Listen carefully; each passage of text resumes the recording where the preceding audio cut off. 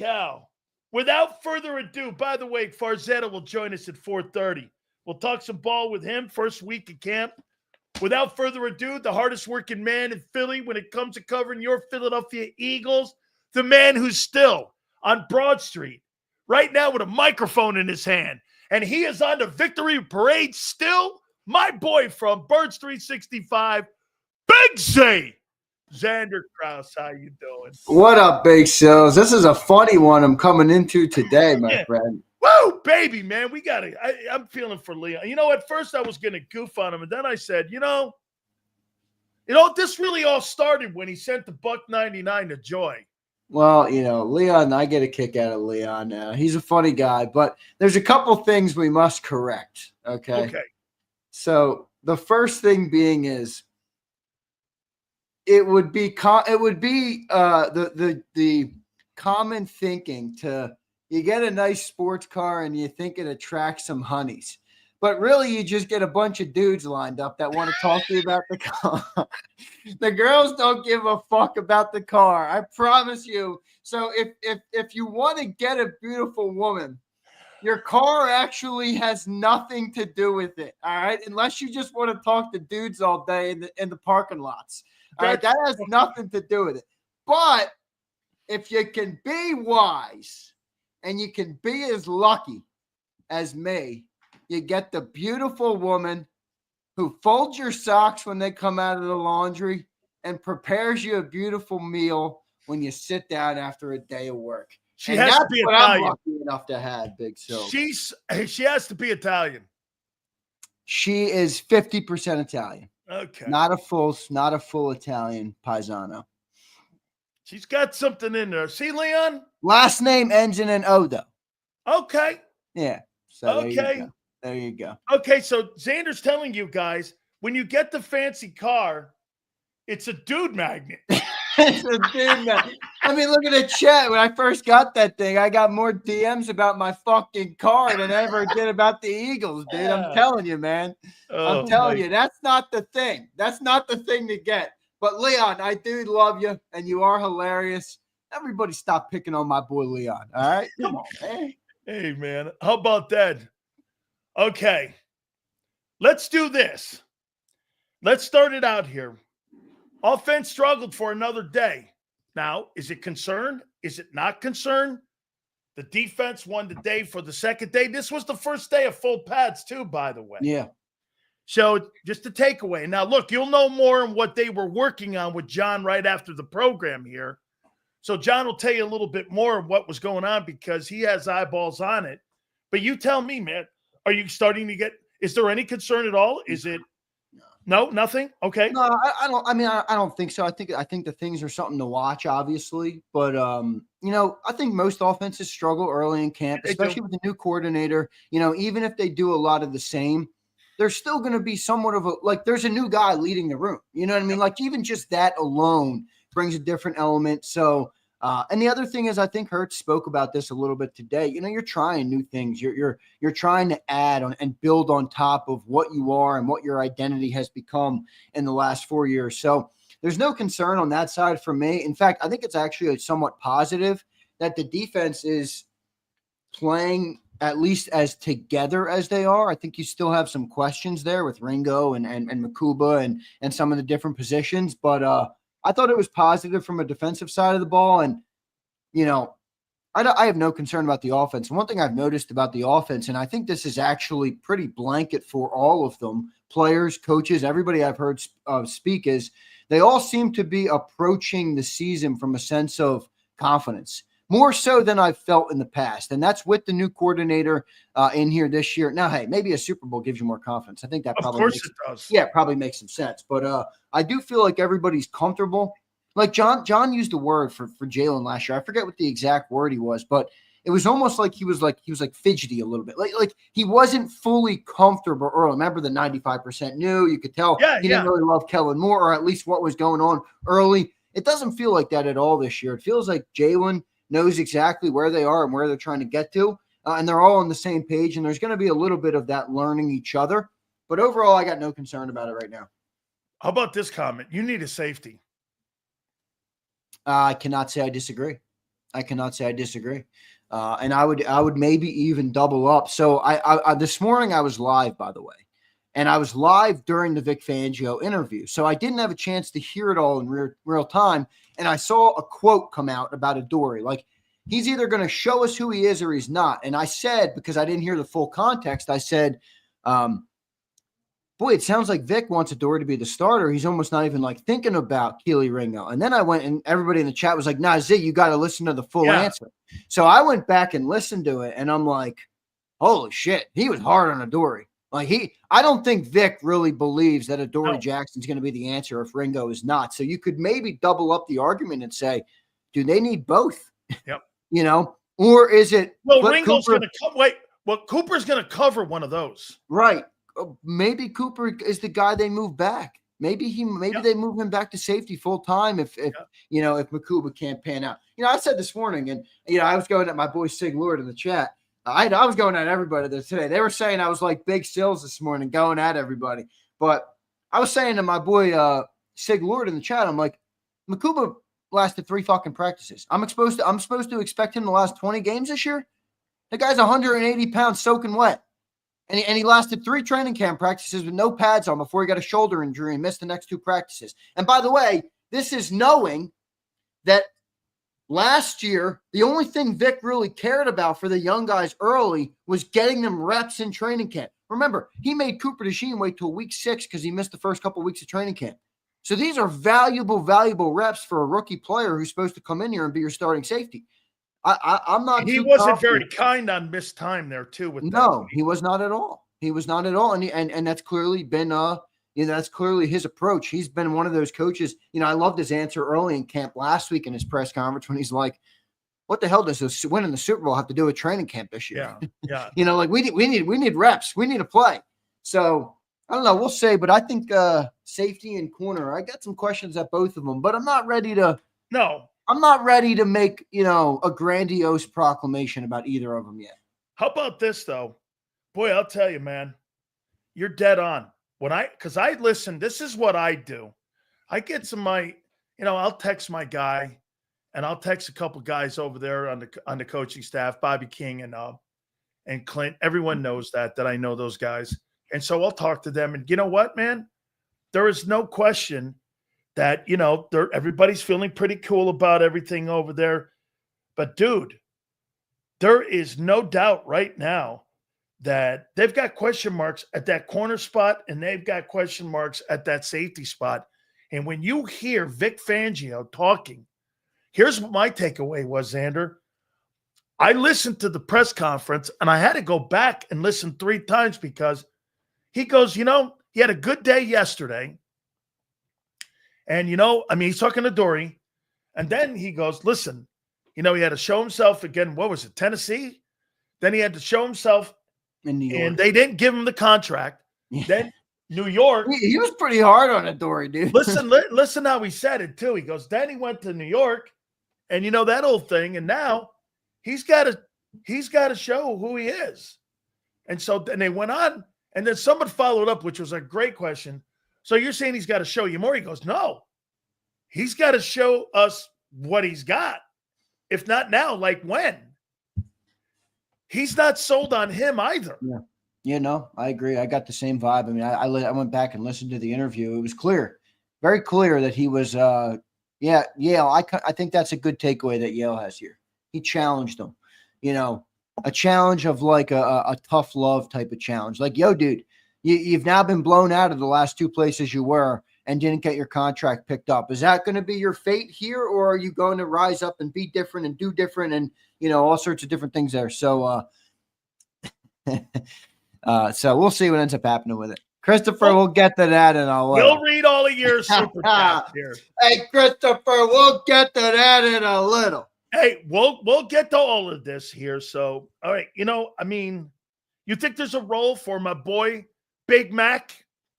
I got a new guy here, Big Mac McWilliams.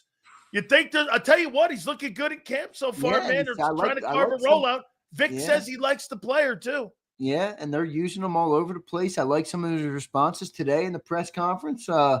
I like that player actually. That's a little bit of a more of a surprise, I would Yeah, say. You know, yeah, a fifth round player at a UCF, didn't really play elite college ball. right. Obviously, you know, we all know what UCF is, and um, I mean I think that's pretty optimistic. You know, Sills, you could actually make an argument that he's a little bit of a key because what if that guy's a good slot cornerback No, enough so that Vic would play him? You know, and then now you can probably kick Cooper back to the safety. You know, you have a Dorian Keeley battling for the cornerback spot. And maybe, I don't know, depending on what Vic thinks, is that enough on the outside? I don't know. But that could be a big help to the defense if that guy's ready to play. I don't think anybody coming into camp expected him to be walking away with the potential to be a starter, and I don't think he's there yet, but I think he's taken positive strides to get at least closer to that room. How about this? He said something that is really, let me tell you one thing that the Eagles are showing you that they're really doing that is spectacular. What I loved about what McWilliams said today in his press conference, he goes, yeah, we played zone in college at UCF. I mean, so they're getting guys to go in there and understand the fundamentals of the defense. So yeah, actually, that was a McMullen question. He tried to get him a little bit and say, like, how hard is it to learn this Fangio defense and like how new is it and all these things? And he was like, I've seen a lot of this. You know, I ran a lot of zone in college. So yeah, no, that was good. He's been impressive so far. yes. We will see what he can do when the games start to be played. Okay, so let me get to some of the things that Vic said too. You mentioned it, boy. He was not very kind to Makuba in his injury and missing time. You know, he said this about Sydney too. Now here I'm going to go back and do something that I did in the open of the show. So Zander, do you think this is kind of a problem for Howie right now? You got a guy that John's telling me is potentially going to get $15 million a year that's in that safety spot. You got a guy, two guys that you spent a second and a third rounder, and right now you really don't have a second safety unless you move Cooper back to safety in there and put him in man or base. Now, they haven't been able to run base, Vic said, because they've been throwing 11 personnel at the guys. Do you think that's a problem for Howie right now? I mean, look, did he overcook it by not keeping CJ? Well, yeah. I hate looking back, Sills, but it's tough to not think about that. I mean, you had a good safety under contract for a good price. I mean, that would change camp a lot. He's better than Simmons, and he's the same price as Simmons. Probably, you could maybe even make the statement he's cheaper. Cheaper than Simmons. I don't know what Simmons is going to cost, but he was cheap, Gardner Johnson. He was like $8 million. $8 million. They're going to pay Reed Blankenship more than that. They're going to pay Reed Blankenship maybe almost double that, maybe $5 million more than that. You know, so I have no idea why they did that. I know that I understand. Like everybody's going to say to me, "Oh, he's a head coach." I'm like, I know. I've been told that 150 times. I don't really give a shit. The guy produced on the football field. You know, what are we trying to build a roster for? You know, a wedding party or a football You're not team? going to win championships with choir boys. Yeah, so that's why I'm like, you know, I'd like to see what contingencies they have in place, but it doesn't look as good as it would have looked with C.J. Gardner-Johnson. I know he came with some baggage, but the guy could play. I actually think Gardner-Johnson was maybe even a little bit more Vic than we like to think. Like, I don't know if Vic loved that player, even though he was better than what he has right now. I think Vic gets really bothered when people go outside the lines of what his defense is. Because if you think about it, his defense calls for people to stay inside the margins, you know, be what I'm asking you to be. I don't need you to freelance. I don't need you to make off-schedule plays, if you will. Like, I want you to stay inside your zone, stay inside that box that I have you in, and dominate it, you know? And then if you do that, then I'm happy. And CJ was a little bit more of a go and get it type of player, which I think is good. But, listen, I'm not going to profess to know more than Vic Fangio, so I don't know. We'll see what ends up happening with it. Boy, I'll tell you what, Zander, the more you hear people talking that go to camp, there's only one name that keeps popping up. It's Jahad Campbell. His name keeps being brought up each and every single day. And again, today, it was brought up. He goes, the people are like at practice going, it is not, he goes, you can't walk away from a practice and not notice the guy for a rookie. And he said he's making small strides to getting better every day, which means recognition. And so the more he gets better, that guy's got to start day one. I'm going to do it again here to you like I did yesterday. He's got to start against Dallas next to Bond, right? I happen to be in your camp with this. I feel like if he continues on the trajectory he's on right now, where he doesn't miss any camp and he's playing every day and he's getting slowly more acclimated and better and more healthy, I don't see any way he's not on the field. I mean, you're going to play a 5th round pick in Jeremiah Trotter Jr. over that guy? No way. We spent a 1st round pick on this dude. No way. You know what I mean? Like I don't. And he's really a 15th pick if you think about it. You know, only the injuries. And get this. Ask yourself this question. Who do you think Zach Bond will benefit from having next to him? Jeremiah Trotter or Jahad Campbell? Yeah, Jahad Campbell. Assuming Jahad can play the position that Vic wants him to play it, though. Because remember what I just said. I mean, if you got great skill set and you can be a splash player and do a lot of different things, that's all good. But if you can't operate within Vic's scheme and his system that he wants you to operate within, he'll take a lesser player that fits his mold. And I think he showed you that he'll do that. So we'll see. We'll see. Do you think there's a chance he could have a better season than Bond if he's projecting? Because remember, last year you had Cooper. Last year you had Q. Those guys had spectacular years in that system.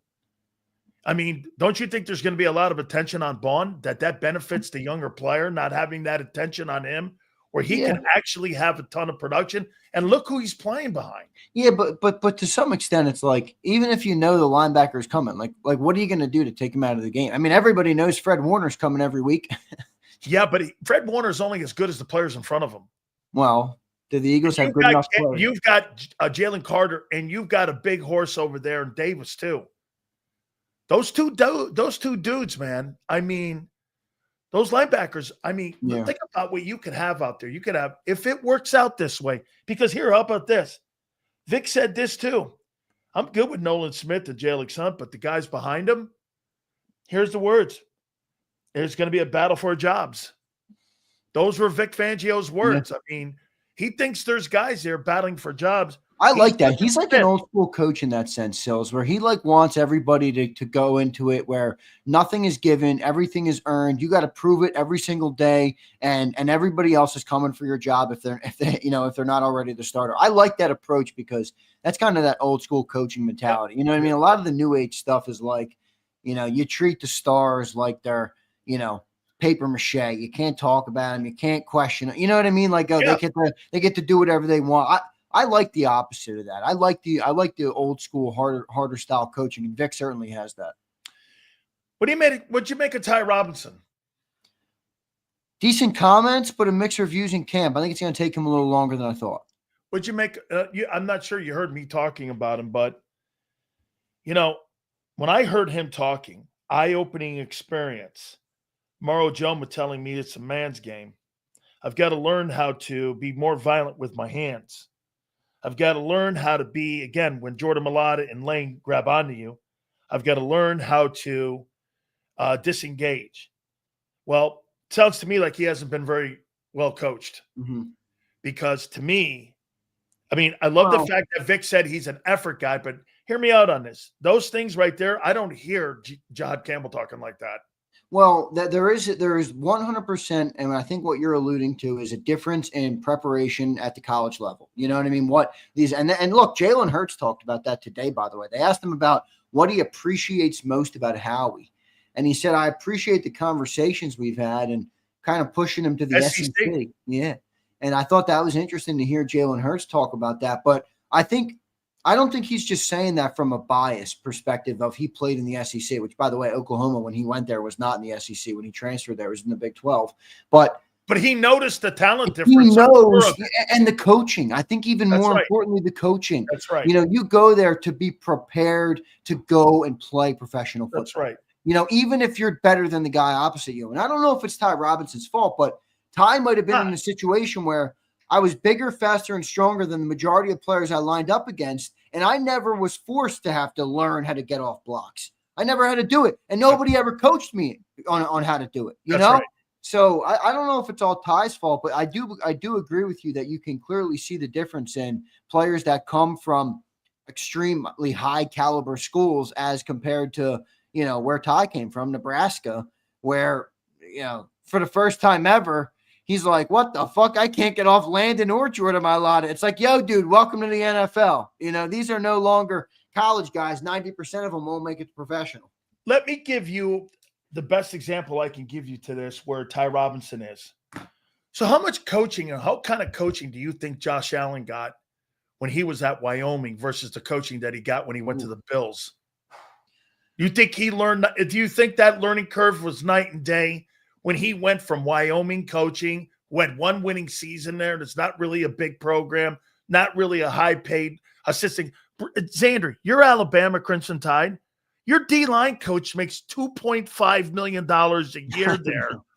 Okay? I mean, when you do have to point that out while we bash some of these other schools. It does kind of come down to budget, and you understand that in college football. Yeah. Well, that's why you go to Bama. You want to be coached by the best guys on the planet. Exactly. No doubt. So, like Josh Allen even said it. Josh goes, when I got to the NFL, man, so think of the learning curve. Dude, don't you remember Josh's first year? He had like a 50% completion percentage. His big knock coming in was, he's got all the talent in the world, but he's inaccurate. Yeah, he can't throw the ball with accuracy. So that narrative has certainly shifted. By the way, I'm going to sound a little like Big Silz here. I'm a big Josh Allen fan, man. I like that fucking football player. I really do. I like the way he handles himself. I mean, I saw a video of him today. He's running by and he gets done on all these on these autographs, and he runs away and this girl starts crying because he almost got to her and he left, and he looks back, he sees her, runs back, signs her, and then he does like 50 more autographs. And I'm like, it's cool. I like people like that, man. I like that. The game is bigger than just the game itself, and I love his talent as well. A community like that is like Philly, where guess what? The players have to know you guys aren't just normal fans. You're not. Dude, being a fan in Los Angeles or New York is completely different than being a fan in Philly. These people Buffalo's got good fans too, actually. Yeah. I mean, Buffalo's got phenomenal fans. Yeah, they got great fans. Boston's got great fans with the Patriots. These guys are crazy. They like you, Zander. You know how many people in Boston I know, or people in Buffalo that I know, that they get emotionally upset and shake before games because that's their life. That's what it is. You go to some of these other teams, they don't have that. So again, the thing with Ty Robinson, I'm not saying you can't coach that in him, because now he's getting even greater coaching with Clint Hurt. You hear what he said too. He goes, I'm just listening to Clint Hurt and I'm trying to absorb all of it.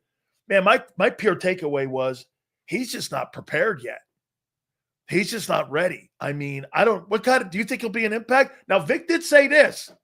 He's in there. You know what that's code for? Hey, he's in the room with the conversation of using him this year. So that was a good thing. Plus, the word effort was involved in it. He said he's an effort guy. So you think he makes do you believe that he makes an impact this year in the defensive rotation? Minor, if any, right? I mean, I don't think huge, but we'll see. I mean, the opportunity is there for him. It's not like there's that many guys in front of him. I mean, he could carve out the playing time if he's as polished as we want him to be, but it doesn't seem like he is. I mean, listen to him, even himself talking. It's not like this was Vic, it was him. It was fucking him talking and saying, I couldn't do that. So we'll see. But I do like the player. I think he's got a good upside. And the one thing that was, Johnny Mack said yesterday, he got yelled at by Clint Hurt, not hustling on the field or something. So we'll see. We'll see what he does. You think Howie cooked it too much, where he gambled too much? Or do you think that conversation's still too early now, where he gambled too much on his roster? Look, not saying he did anything wrong here, Zander, but we all went like this. John said it, and I'm going to keep going back to John's comments. John said it. I'm not going to use the word complacency, but boy, I'll tell you what. Do you think this has do you think potentially we could look back on this right now and go, they really didn't do a lot when it came to replacing key positions with key players? And how about this, Zander? Maybe it's better put this way. Maybe they relied too much on players to develop quicker than what these guys ended up and what they may end up being. Is that, again, it comes down to a year ago, you were snowed by Q and Cooper. They were like this. Holy cow, these guys are ready to play. That's uncommon. Those two guys were uncommon. They're special guys. That's what made them special. Their knowledge, their ability. So many times, dude, you see a guy like Robinson. He's mentally and he's not prepared to play in the league yet because he hasn't been coaching. So my point again is that they reach too high with their guys on their roster. I don't know if they reached too high, but I think we have been in a mode where we've had defensive replacements come in year one and year two and really be good. And I don't know if that's a good thing to rely on every single year, especially when you're a team that's been to 2 Super Bowls in 3 years, because you get worse draft picks. Look at last year. You're not going to get as high a draft. Jalen Carter comes in and he's immediate impact. Now you're picking 31, 64, 96, and 120. You have lesser picks and they're not as good. So it's a different scenario, but I like the coaching staff right now. This is my favorite defensive coaching staff that we've had probably in the last decade.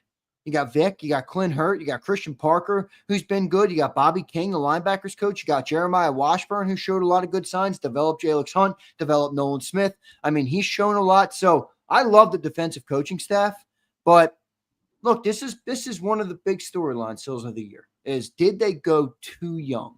Did they go too young with too much inexperience, and could it cost them? I happen to fall on the more optimistic side where I think some players will surprise us when the season gets here. And I think the other young guys who are stepping up, I mean, for anybody that had any question on what Cooper DeJean or Quinyon Mitchell would regress or not be as good as they were in year one, does anybody still have that? Because I think those two guys are going to be effing studs this year.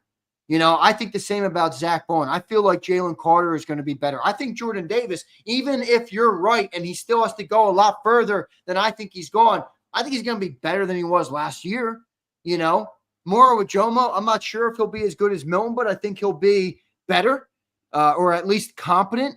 So I feel pretty good, but we'll see. We'll see what they end up doing, man, because I do wonder if Howie will look, and I don't get the feeling that Howie will rest on his laurels. Like if he looks and he's like, this isn't going to work, I think he'll go and make a move like he's done every year for the past 4 years.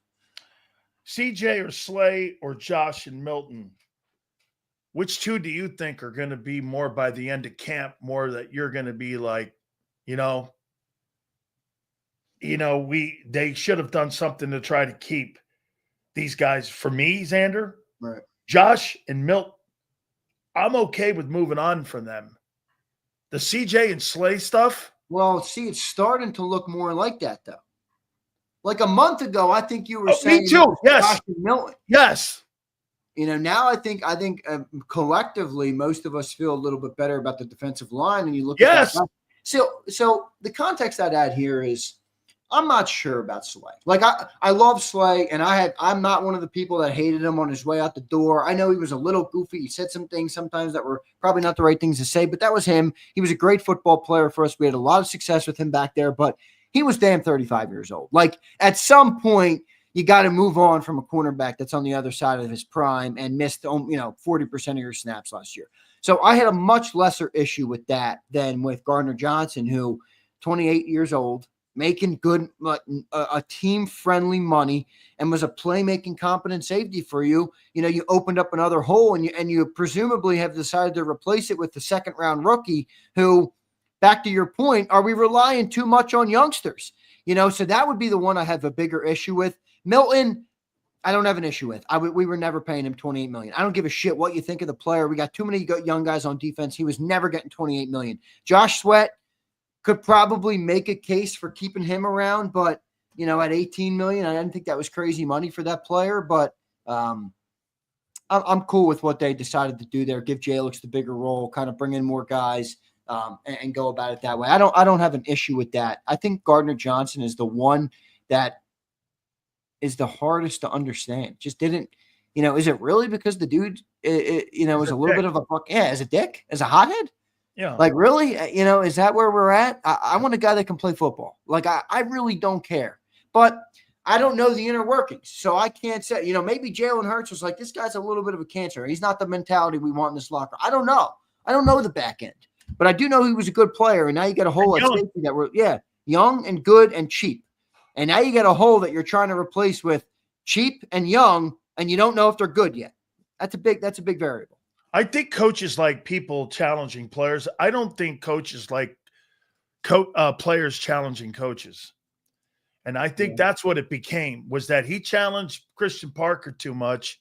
And I think that's what rolled him out the door here. Well, what do you think of that? Because I don't know. Oh, I completely agree. You got to coach assholes.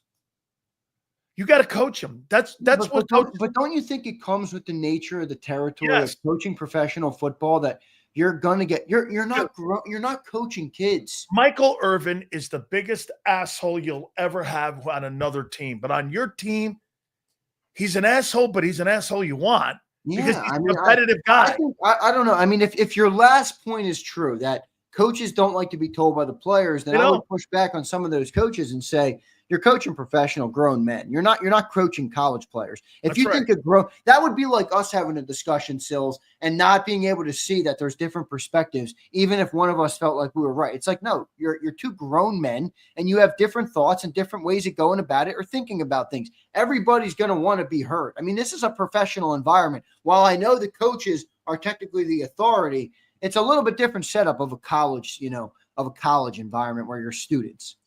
Zander, people don't mind having conversations.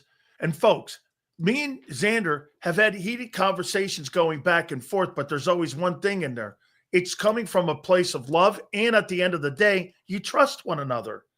Okay. When you trust one another, Zander, you can have those heart-to-heart conversations and hard conversations at times with people.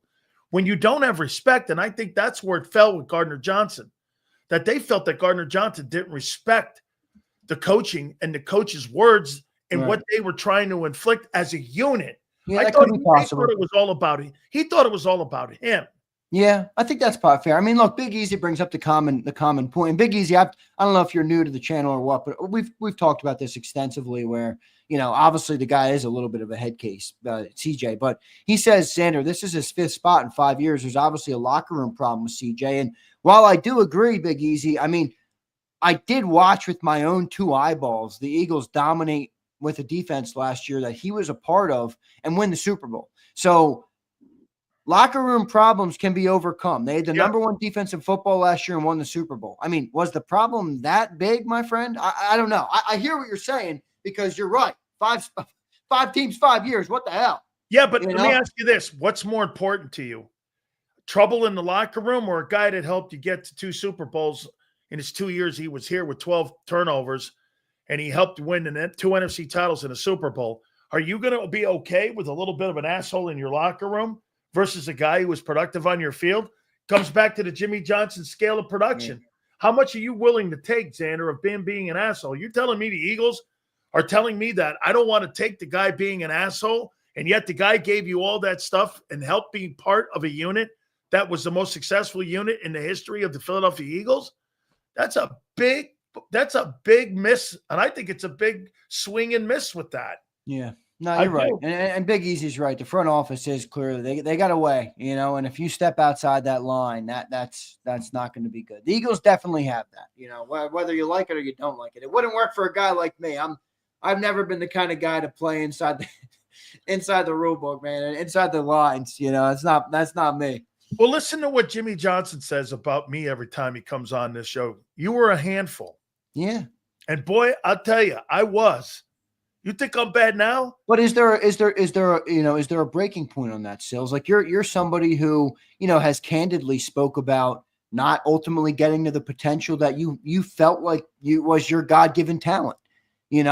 So maybe there is a breaking point where you can be that, but you have to fit. You have to work inside the confines. You do. You have to take a knee a little bit. Here's an example. My first couple games at Miami, I was playing 85% of the game, but I wasn't starting. And I used to come off the field and I would throw my fucking helmet. I used to just throw my helmet over to the bench and I go, why am I out? This and that. And Jimmy would run over and go, pick your fucking helmet up, stand on the sidelines, shut the fuck up. Right. And I'd be here like this. Get back in. Finally, in practice, he goes, you'll never start it down here unless you start acting like a team. And so I had to do this. Next time media guy got in front of me, hey, I'm just glad to be part of this, man. I really am. And even if I didn't want to, I had to do this, Zander. Yeah, we got Florida coming up, and I'm just glad to be here. I'm in the starting lineup, and I never look back. Right. Okay. I mean, there's a lesson in there. There is a lesson in there. Maybe even for me too. Hey, look, you, if you want to get, I'll help you get to where you want to go. I had to have trust in the guy. I mean, it couldn't be my way. I thought everything I could do myself. So again, I understand where Gardner Johnson's coming from here. I want to ask you about Kevin Patullo one more time. So, do you believe the offense right now, wobbling a little bit, is Kevin Patullo communication thing, player thing?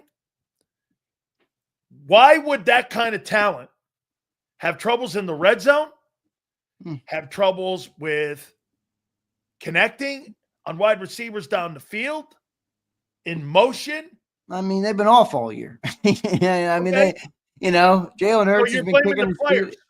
No, I'm not blaming the players. I just think there's a natural evolution of getting on the same page again, shaking the rust off a little bit. This is why training camp exists. Those defensive guys don't even know where to line up, some of them, yet they're ahead of them. How's that? Yeah, but it's much easier for a defense earlier in camp to succeed than an offense. You would agree with that, right? I mean, that's where I think it comes in. So I got no concern about it. I think it's simply rust. I think there's a new coordinator. There's some new faces. There's a new leader in the room. You think it's the same approach? Yeah. I mean, somebody asked Jalen a good question today about, you've been one of the most running quarterbacks early in the career in NFL history, and all these different things. And basically tried to put him in a are you going to change that as you grow older? And he was just like, I'm going to continue to do whatever I need to do to win each game, and that's going to look different each year. And I thought that was a perfect answer. I think that's what the offense's approach is. I think they obviously have a goal and a mission that they're trying to get to, or a version of what they're trying to achieve. But, like Hurts always says, and I've learned this even in my own life and in my own business, it's never going to look exactly like you want. The fairy tale that you create in your head is never going to be the reality for how it actually unfolds.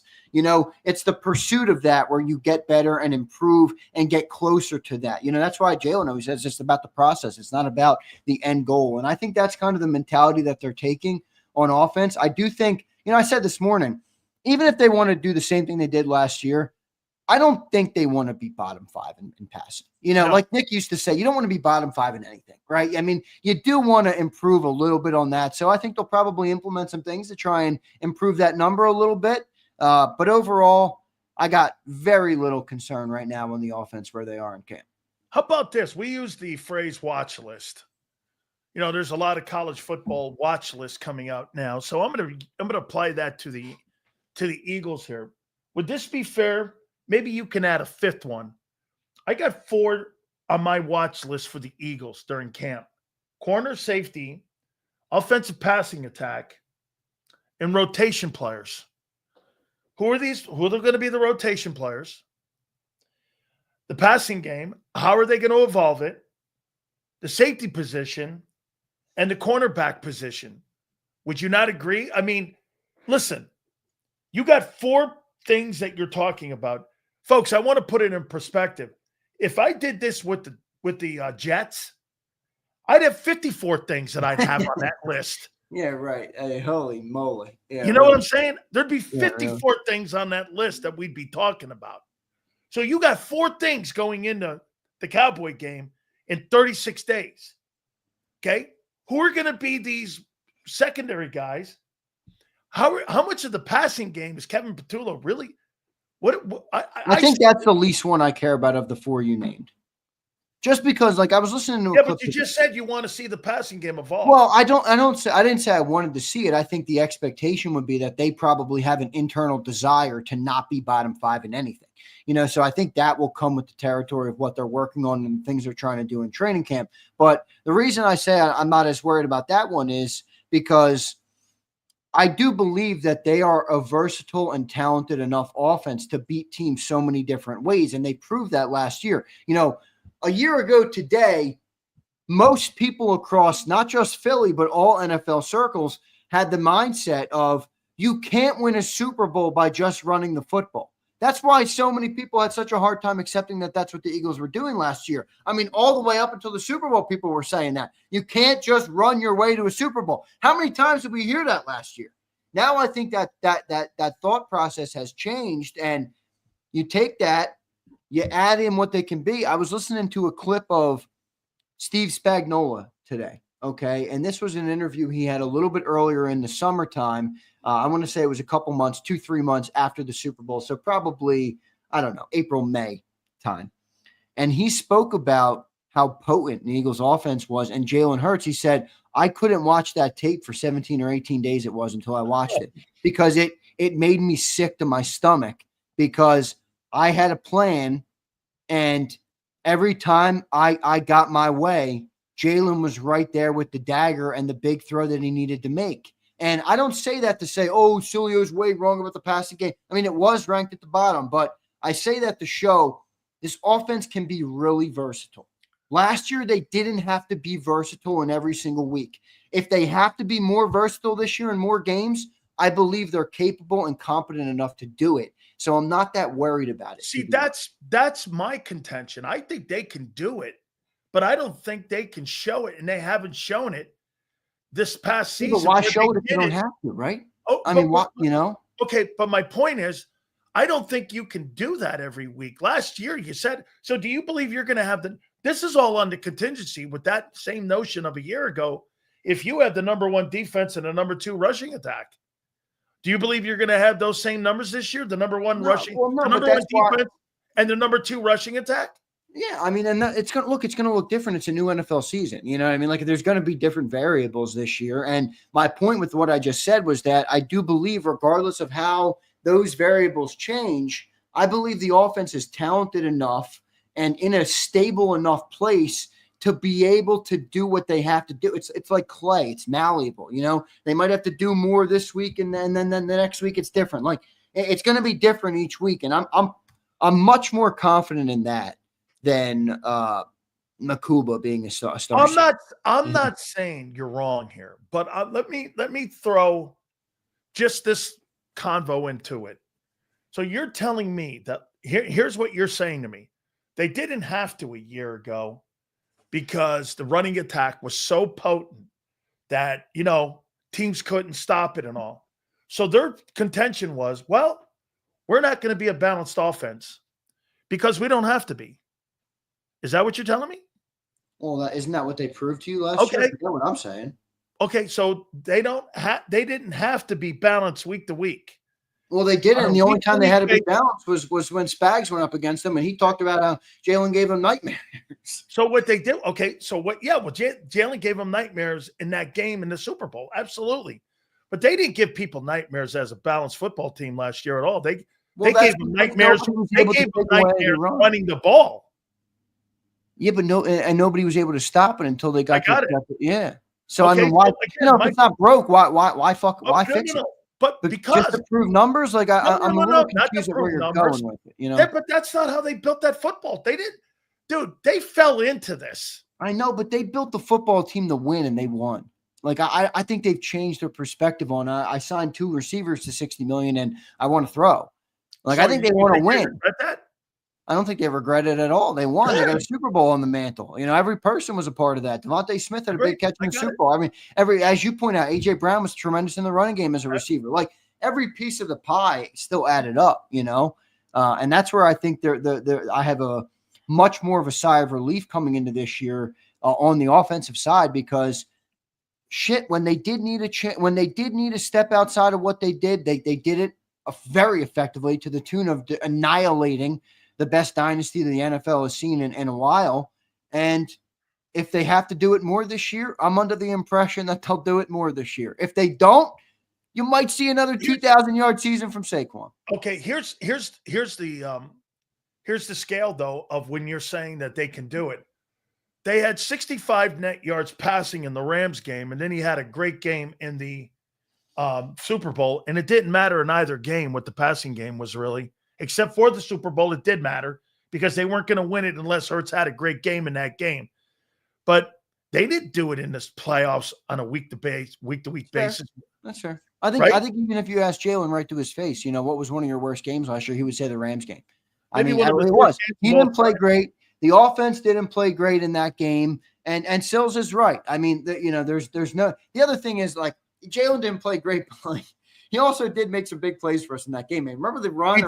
He did. Touchdown run in that game. Like, there were some things that I think people forget that Jalen did in that game. And look, it is the NFL, Silz, right? Like, you're never gonna dominate every fucking game all the way start to finish. Like, yeah, the Rams game was the game that was closest, but at the end of the day, they won. And I'm not going to go back and say, hey, what if did this happen? I don't like playing that game. When they were called to be different later, and in the two bigger games, in the championship game and in the Super Bowl, they were able to manage it. Does that mean they're never going to have a bad game? No, I don't think anybody believes that. But I do think that they're very equipped to be able to handle whatever comes their way as an offensive team this year and whatever they're required to do to win games. And I think Jalen's answers at the press conference completely play into that thought process. I loved, again, I brought it up just a second ago, I'll bring it up again. I loved the response to the question, you're a running quarterback, how will that change as your career progresses? And it basically, I'm going to do whatever the hell I have to do each game to win. If that means run, I'm going to run. If it means throw, it means I'm going to throw. It's a Jordan line. I love that approach. That's a Jordan line. Yeah, it is. Michael Jordan goes like this: if I have to play team concept basketball, I will. If I got to go out there and do whatever it takes to win, right, I'm going to do it. I'm going to do that too. That's a Jordan mentality, actually. All right, let's get to some of these supers. Guys, do me a favor. Please hit the like button. Farzetta will join us here in a couple minutes here. Yeah. All right, let's do it. I do love Hurts's mentality. I think he's got it. I really do think he's got the intangibles you want. He's growing on me more and more when it comes to how he handles himself at the mic. Well, because he's got the success now. Like, it's one thing for me to tell you to sell you on intangibles before there's success. It's another thing to achieve what he's achieved, and then you look at the full body of work and you say, okay, that's dispute it. You're right. That clearly plays into what he's done as a player. And I do think, man, I really do think he is a special minded player. Not many think like him, especially at that age. I think he's got a very bright. You think 2025 will define him more than 24 will? No, I think he's past the point of needing to be defined on 1 year. I really do. I think he's going into year 5 now. I think he's, in my eyes, it took Brady time because people thought Brady. It takes everybody time, but in my eyes, remember 2 Super Bowls. You know what people were saying about Brady? Defense and Vinatieri carried him. Yeah, but Jalen's already won. Like, let me ask you this. Like, would you say that about Jared Goff? You think this year is going to define him? Or do you kind of know what Jared Goff's going to be? And if the stars align, they might win 1 year. You know? If he wins the Super Bowl, that won't change my opinion of him. Well, I feel like Jalen has gotten to a point where it's no longer and I think he knows this. There's no need to prove anybody. There's no need to correct anybody's narrative. There's no need to give a fuck what Cam Newton or anybody else thinks of you. Who cares? Keep doing what you're doing, and everything else will fall into play. Nobody would have predicted that he would be the face of GQ and the NFL and the MVP of the Super Bowl a couple years ago. He just said, I want to win games. I'm going to do whatever it takes to win games. You win games, and all those things fall into place. Keep winning games, and the rest is going to keep falling into place. Sponsorship, Sprite. Yeah, I saw that. Good for him, man. Congrats. Yeah, I'm not a Sprite drinker. Got a Sprite commercial now. Yeah, cool. Abe says, facts, Andrew. How many top 10 defenses did we play? I'm not sure, actually, how many we played last year. I don't think Steelers. I think the Ravens were up there. I don't really think you played any. I mean, again, and this plays into how the Eagles caught people with their pants down with that running attack. Zander, I think you're going to have the same thing. Your old line will be favored in every football game going into this coming season. No doubt. That's our superpower. That will always be our superpower. Yeah, that will always be our superpower. Abe, thank you, bro. Pin becomes a member. Thank you, Pin. Absolutely, man. Thank you very much. All of our great members. I want to dispute one thing, too, about members. Somebody in the chat, and I appreciate whoever it was, I think his name is Adrian, was saying, we only talk to members. That is not true, all right? We do love our members, and obviously if you're a member and you pay to support our channel, you're going to get a little bit more of a preferential treatment. I mean, that's kind of part of the game, right, man? That's what being a member means. So, but that doesn't mean we block out anybody, and we appreciate everybody who takes the time to spend some time with us. Look, I talk to this asshole Texas boy all the time. So, Texas boy is fucked. Wait, how many days until September 4th? How many days? Hey, Texas boy, man, I'm becoming bored with you. 37 days until we beat the living piss out of you, Texas boy. Let's see. God. Park Alexander checks in. Ringo just need playing time. He will be fine. I'm not ready to rule him out yet, but I do want to keep my eye on it, Park. Like I said this morning, Silz. Look, I'm not. It is early. I'm not going to be the guy that's calling for you to get a safe or get a cornerback ASAP. But I'm also not going to be the dude who, wants my ego so bad to be right that I'm going to hurt my chances at another Super Bowl year. I mean, right now we're talking about as the undisputed best roster in football. Coming off the losses that we have a legitimate shot to be Super Bowl, to go back to a Super Bowl. Are we really going to let our selfish desires for what a player can be get in the way of that? Like, Ringo, if you can do it, I want you to do it. But if you can't do it, don't take it personal, everybody. Let's fucking get better if we can. I want to go and win a Super Bowl. I don't want to be right about Keely Ringo. I don't really care if I'm right. I want to win a Super Bowl. You don't want to have patience here. I agree. I mean, listen. Now, I think micro patience in the preseason. I'll do exactly micro patience, but macro patience is a no-no. No way, man. I agree. M. Reyes, what's up, M. Reyes? He says, like this super chat if Josh Allen blows. Hurts for life. Well, hey, man, I love Jalen Hurts too, but Josh Allen's a great quarterback. Come on, Reyes. You must have sent that take in from your Toyota Tacoma. Abe says, Vic's comment about Juergens talking about installs. Oh my God, was epic. Did you hear that? He goes, hey, they said all your installations are in. He goes, who said that? He goes, who said it? He goes, Cam Juergens said that. He goes, Cam, I'll go, yeah, I got something for him. I go, hey, I thought that was great, man. It was good. Vic's a great Hey, dude, is Vic not worth the price of admission? Yeah, he is. He's good. I like Vic. All right, here we go. Here's Christopher Michael. Ready? I'm about to fucking put this guy in a blender. He says, so Z, you told me a few weeks back that you were going to skewer me on my take on Ringo because he was going to ball out this season. He couldn't beat Rodgers last season, and he can't beat Adoree now. Cornerback and safety, gotta solve it.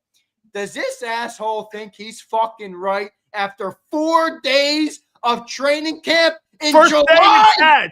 First day in pads. What are we doing here? 4 days in July. This guy's taking a victory lap like he just won the Lombardi. First day camp, 2 in pads, full gear. I mean, we're 4 days into camp, and this guy's taking a victory lap on Keely Ringo. Let's see, Christopher. Come on, man. JD says, poor little Mike. Hey, I missed your best work. Say, oh, yeah, I was taking Mike to the woodshed this morning. JD says, someone take my boy Leon to Magic City. Oh, yeah, man. I feel bad. And listen, we had Joy Taylor on because we got Farzetta in the green room.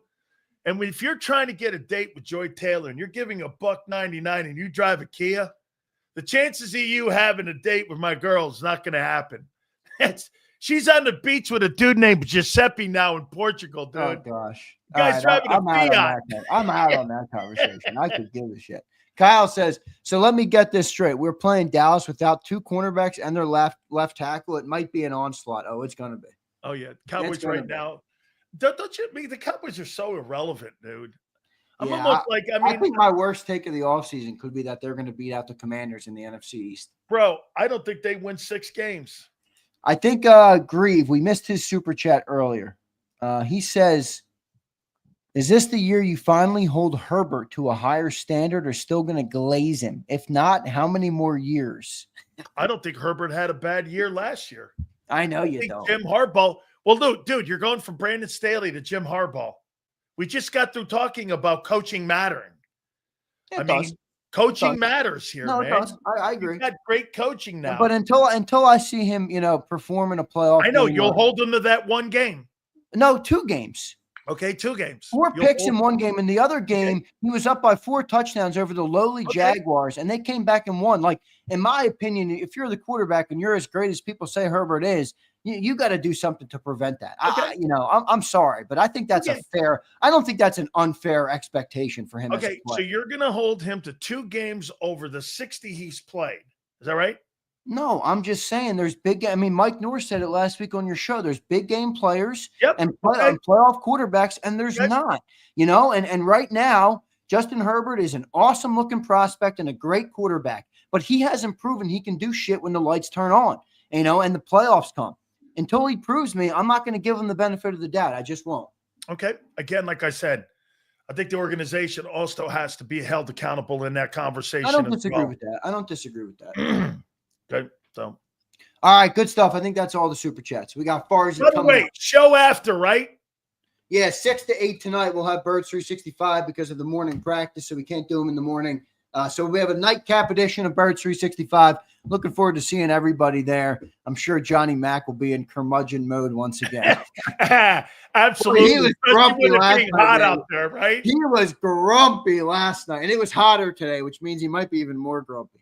By the way, John Gruden's going to be with us in the next couple of days. John's going to pick Thursday or Friday to be with us on the program. So, Big Z, we'll be looking forward to you later on. Love you, brother. We'll talk later. Thank you, Silz. Appreciate it. You got it. Make sure you guys hit the like button here. I'll tell you this, man. So, Howard Eskin was on with us yesterday. Let's